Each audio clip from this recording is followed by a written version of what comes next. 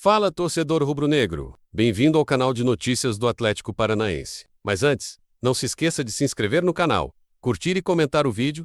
Vamos às notícias. Os trapalhões do ATHL, Iteco Fernando e Raul afundam o sistema defensivo. Apesar da vitória rubro-negra por 2-1, o gol do Criciúma, marcado em uma cobrança de falta direta, foi apenas a ponta do iceberg. Antes da finalização, o que vimos foi mais um capítulo da série de erros defensivos que tem comprometido o desempenho do Atlético, e os protagonistas, infelizmente, são os mesmos de sempre, Raul e Fernando. A jogada começou no setor central, com Raul cometendo um erro básico de marcação. O volante permitiu que o atacante do Criciúma girasse com extrema facilidade, sem pressão, sem combate, como se estivesse em um treino recreativo.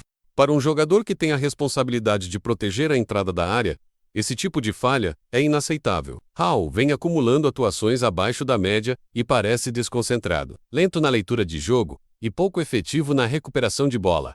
Mas se Raul abriu a porta, foi Fernando quem escancarou o portão. A jogada rapidamente se desenrolou pelo lado esquerdo da defesa, menos justamente onde o lateral tem sido uma constante preocupação. Mais uma vez, Fernando estava mal posicionado, permitindo o avanço do adversário sem qualquer resistência. Ele chegou atrasado na cobertura e, ao tentar corrigir, acabou cometendo a falta que originou o gol. A fase de Fernando é tão preocupante que sua presença em campo tem sido sinônimo de desorganização defensiva. A combinação desses dois atletas em uma fase tem sido um verdadeiro pesadelo para o Atlético. Eles não apenas falham individualmente, mas também comprometem a estrutura coletiva da equipe. O torcedor observa e questiona: até quando o técnico vai insistir com dois jogadores tão instáveis? Porque enquanto Fernando e Raul seguirem como titulares, o Atlético seguirá tropeçando em erros previsíveis e custosos. Agora, mudando de assunto, sabe aquela história de que a primeira impressão é a que fica? Pois é, no futebol, isso nem sempre funciona. O torcedor do Atlético já aprendeu menos na marra, menos que muitos jogadores empolgam no começo e depois somem, sem deixar saudade. Mas às vezes, aparece alguém que acende uma luzinha diferente. E hoje, eu quero falar sobre um desses casos. Abraão, o zagueiro que pode estar prestes a se tornar Peikachev da defesa rubro-negra.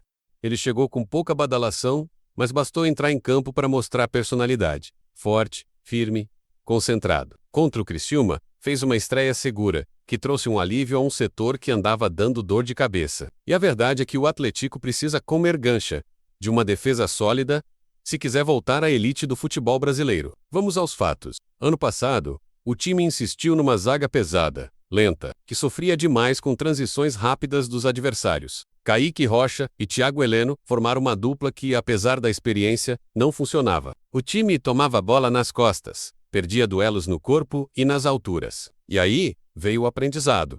É preciso equilíbrio. Ter um zagueiro mais técnico de um lado, como o Léo, leve, móvel, que sabe correr para trás, e do outro, alguém com imposição física. É aí que entra o Abraão. Abraão é um zagueiro de presença, aquele que chega junto, que incomoda o atacante o tempo todo, marca colado, provoca, tira o atacante do sério. Lembra aquele perfil de zagueiro chato de enfrentar, que não dá espaço nem sossego. E o melhor, é dominante pelo alto, tem impulsão, posicionamento e não foge do contato. Dentro da área, ele é soberano. Sabe aquele cara que tira a bola e vibra como se tivesse feito o gol? É ele. E olha os números. Antes do gol contra o Paysandu, que foi mais um acidente do que culpa da zaga, menos o Atlético vinha de 5 jogos sem sofrer gols. Isso não acontecia desde 2021.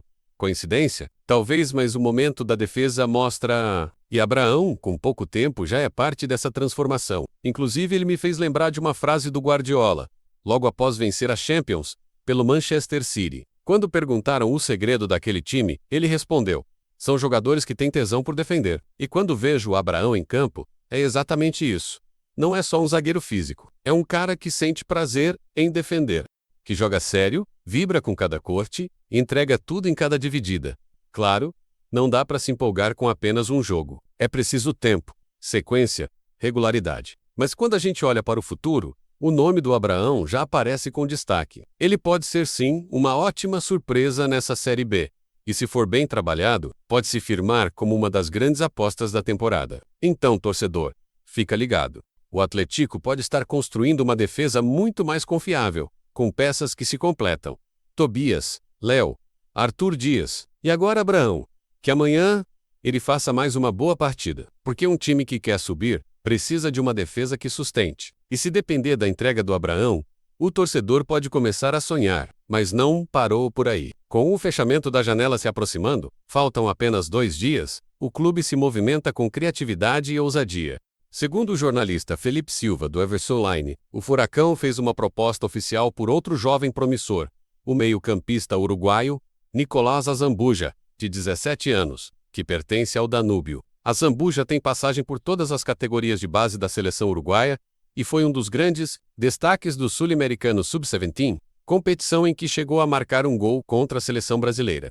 O interesse do Atlético é justificado. Trata-se de um jogador com alto potencial, reconhecido não só no Uruguai, mas também por clubes da Inglaterra e Itália, que já acompanham de perto sua evolução. Apesar da proposta oficial, o Danúbio recusou a investida do Furacão, preferindo manter o atleta em seu projeto esportivo. A resposta do clube uruguaio foi firme, indicando que Azambuja é tratado como joia da casa e pode render ainda mais no mercado internacional. Mesmo com a negativa, o movimento do CAP demonstra uma estratégia clara: apostar em jovens talentos antes que o mercado europeu os absorva de vez. São jogadas de bastidores que mostram o esforço do clube em renovar, inovar e pensar no futuro, valorizando tanto a base quanto atletas estrangeiros com grande margem de crescimento. Com isso, o Furacão reforça sua imagem de clube formador e visionário. Resta saber se mais novidades vão surgir nesses últimos dias de janela. E você, torcedor, o que achou dessas movimentações? Fique ligado aqui no canal, porque qualquer novidade eu trago primeiro para você.